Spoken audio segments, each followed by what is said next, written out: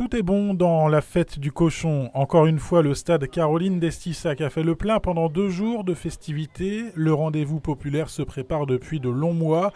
Près de 80 bénévoles sur le pied de guerre ou de cochon le jour J. Alors cette fête, elle se veut conviviale, il y a une belle fête plein air de la fin de l'été. C'est un lieu de rencontre pour beaucoup de personnes, de retrouvailles. On vient en famille, on vient entre copains. Voilà, maintenant, c'est devenu un rituel de cette fin d'été dans les grandes fêtes de l'Aube.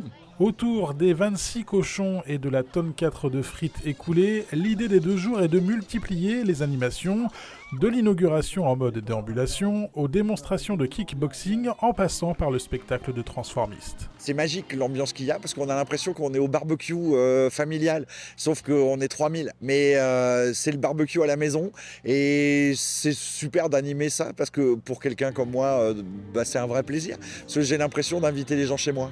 Et comme dans toute fin de soirée, on se lâche à la fête du cochon, ça passe par le boudinomètre et le concours du cri du cochon.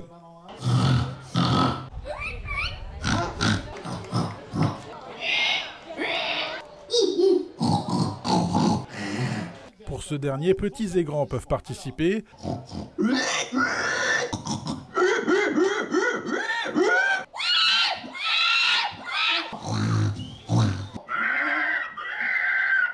Même les plus anciens comme Roger, vainqueur à de multiples reprises dans les années 2000.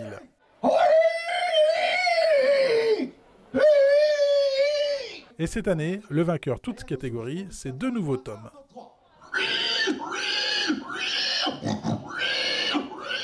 Bah, là, c'est la 2e fois. Là. J'avais déjà parti l'année dernière et puis j'avais gagné premier aussi. Donc là, c'est cool.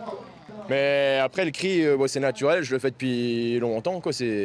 Ça vient comme ça. C'est un truc inné. Quoi. Donc, je me dis, si je peux réussir quelque chose dans ma vie, autant que ce soit quelque chose que je sais bien faire. Quoi.